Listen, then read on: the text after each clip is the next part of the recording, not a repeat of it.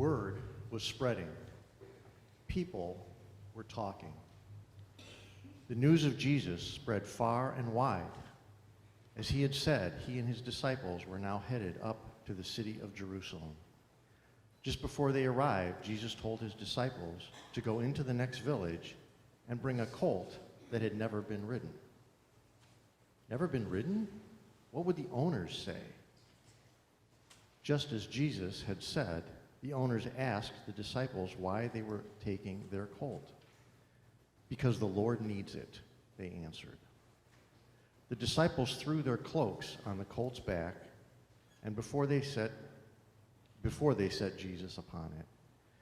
As Jesus rode upon the tiny animal, people gathered round, laying their cloaks upon the ground before them. Word was spreading. People were talking, and more and louder and louder.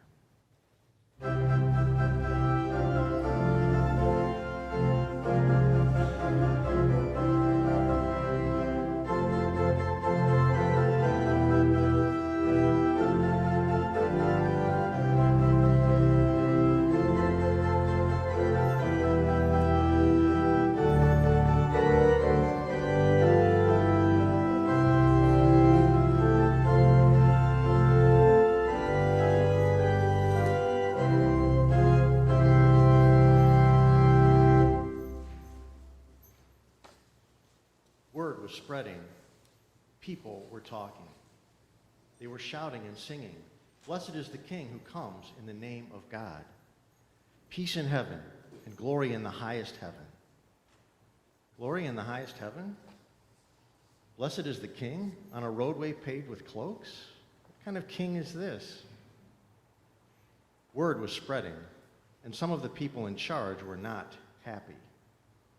Some of them in the crowd said to Jesus, "Teacher, order your disciples to stop." Jesus answered, "I tell you, if they were silent, the stones would shout aloud." Word was spreading. People were talking. The news of Jesus echoed through all creation.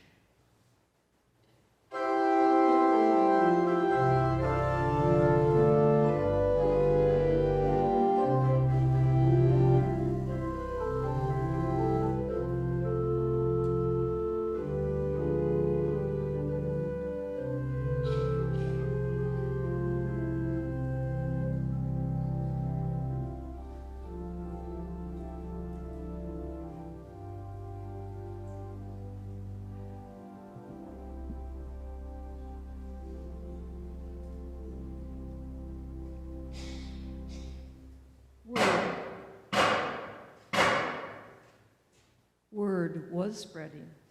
People were talking. The news of Jesus was spreading far and wide. Jesus went to the temple to drive out everyone who was selling things. "My house is a house of prayer, but you have made it a den of thieves," he cried. Then he began to teach in the temple. People gathered from far and wide to hear his words. The people in charge were afraid. If they listened to Jesus, who would listen to them? They had to figure out a way to get rid of him soon.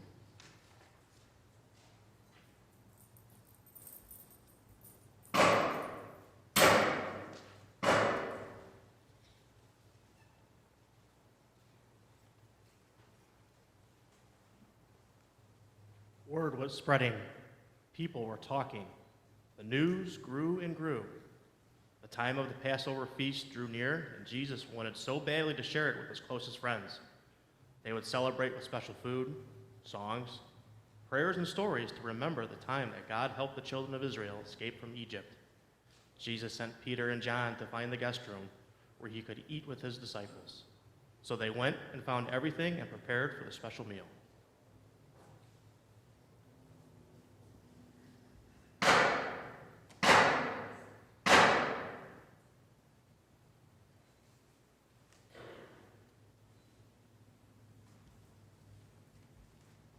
Word was spreading.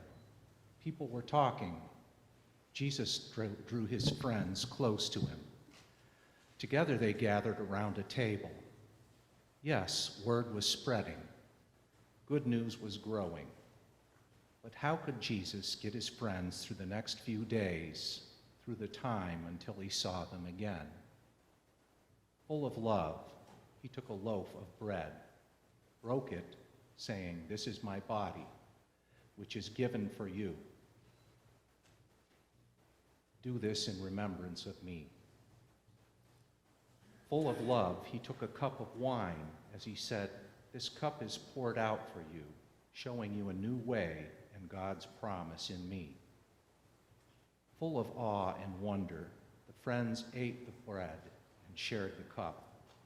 They had been fed with stories and prayers, words and deeds, and now this most special bread and wine.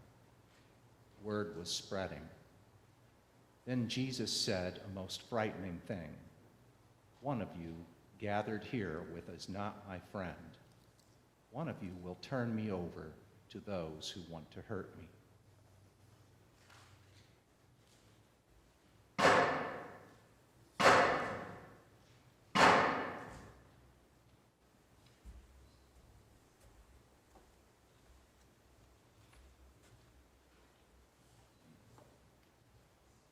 For a moment, it was just as if time stood still. They could not believe the words that rushed and poured over them. Someone would betray him. Jesus looked at Peter, full of deep love and deeper sadness.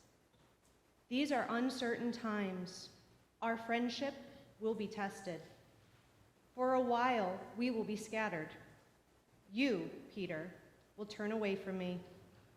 I have prayed that you will turn back again and help your brothers and sisters. "What do you mean?" cried Peter. "I will go with you now, even to prison and to death." Jesus sighed. "I tell you, Peter, before the rooster crows to end this night, you will have pretended 3 times that you do not know me."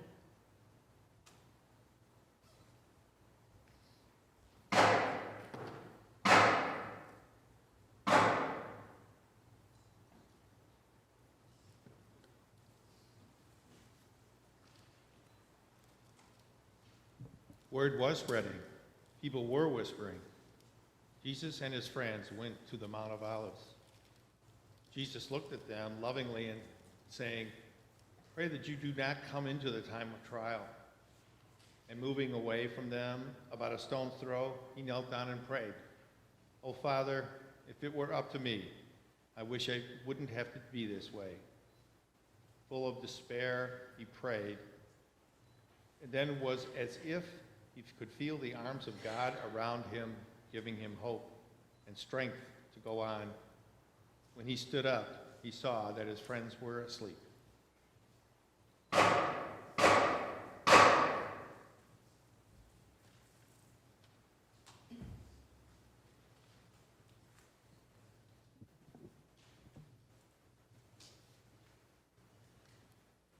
Word was spreading in secrets and whispers.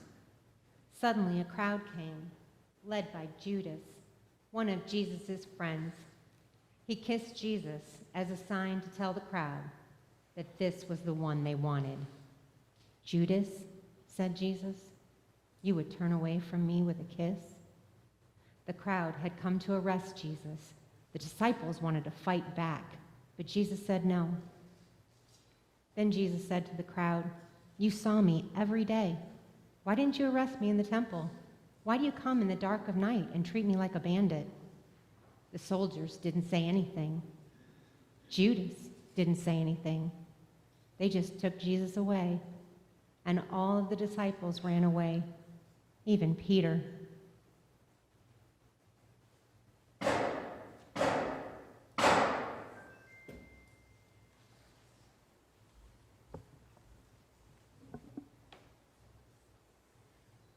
Word was spreading. Whispers, whispers, fingers pointing. Peter followed Jesus from a distance. "You were with him," one said, squinting her eyes. "You are one of them," another said, pointing a finger. And another said, "I'm sure he was one of them. I do not know him. I am not. I don't know what you're talking about, Peter shouted. And a rooster crowed.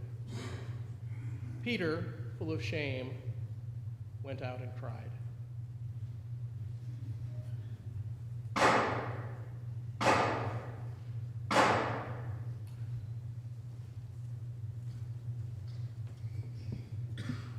Word was spreading, name-calling, angry shouts, a howling mob. Jesus was beaten and dragged from one place to the next, from prison to the high priests, to the governor, Pontius Pilate, to King Herod, and back again. Dressed in a royal robe, crowned with thorns, everyone made fun of him. Joyous shouts of "Blessed is the King" gave way to angry snarls of "Crucify him! Crucify him!" And so Pilate handed Jesus over to them.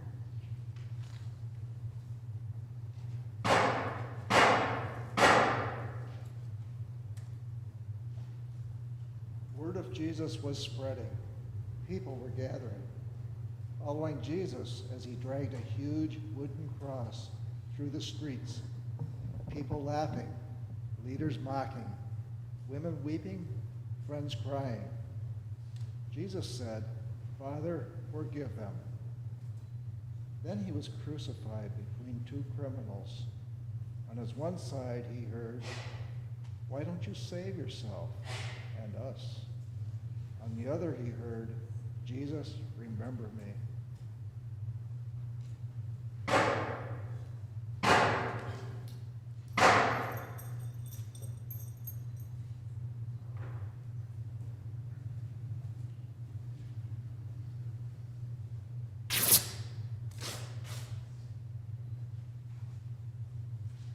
It was as if earth and heaven were torn from their loving embrace. All was lost. Even though Jesus' friends watched from a distance, they heard his voice echoing in their hearts as he said, "Father, into your hands I commend my spirit."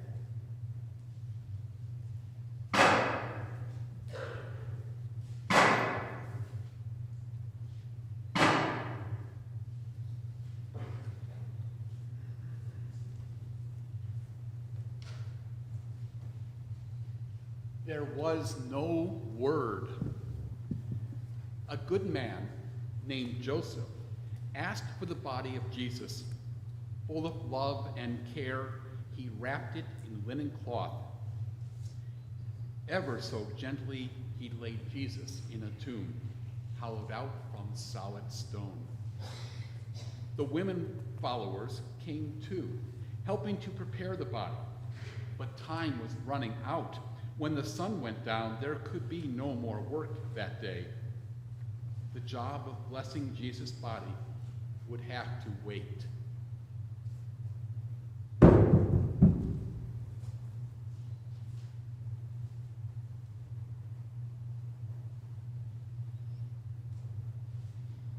There was no word. Or was there? There was weeping. There was sighing. Oh, what might have been. Was it all over? It was so quiet, we could hear our heartbeat. Maybe his heartbeat? We would wait through this dark night and the next day.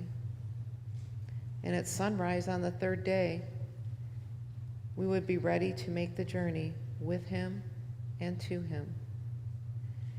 We would carry our perfumes and spices and see him again.